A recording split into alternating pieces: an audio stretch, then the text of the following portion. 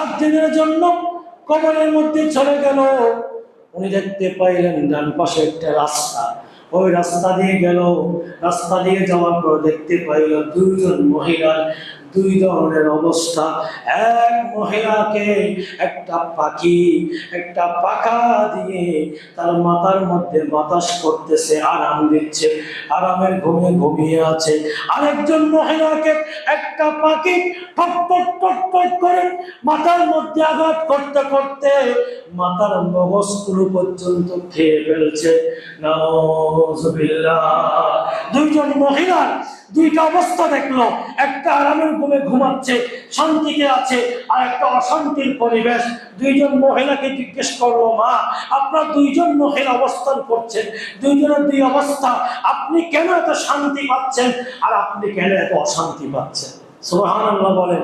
2 জনে তার কথা বলল, বলতেছে আমি ইন্তেকালের সময় আমি এমন অবস্থা ছিলাম, আমার স্বামী আমার উপর রাজি ছিল, আমি আমার স্বামীকে সন্তুষ্ট করার চেষ্টা করেছি, আমি আমার স্বামীর সন্তুষ্ট অবস্থায় আল্লাহ পাকের ডাকে সাড়া দিয়ে আমি দুনিয়া থেকে বিদায় নিয়েছি, যার কারণে আজকে এই কবরের মধ্যে আমি এরকম আরাম পাচ্ছি। সুবহানাল্লাহ বলেন।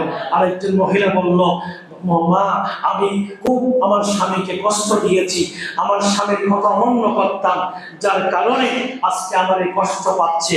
আপনি যেহেতু আমার এই অবস্থা দেখেছেন, আপনার কাছে একটা অনুরোধ করব, আপনি তো 7 দিন পরে চলে যাবেন, চলে যাওয়ার পরে আপনি আমার স্বামীকে বলবেন আমাকে একটু ক্ষমা করে দেওয়ার জন্য।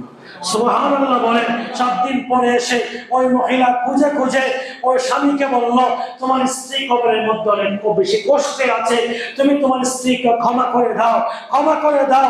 এই কথা বলার পরে স্বামী বুঝতে পারলো আমার স্ত্রী কষ্ট পাচ্ছে। আল্লাহ দরবারে হাত তুলে বললেন, আমার স্ত্রী জেনে না জেনে আমাকে হয়তো কষ্ট দিয়েছে, আমি আমার স্ত্রীকে ক্ষমা করে দিলাম। এই কথা বলে ওই রাতেই ওই মহিলা আবার স্বপ্ন দেখতেছে যে মহিলাটি কষ্টে ছিল, ওই মহিলাকেও আমার আল্লাহ নিয়ামত দিয়ে ভরপুর করে দিয়েছে। সুবহানাল্লাহ।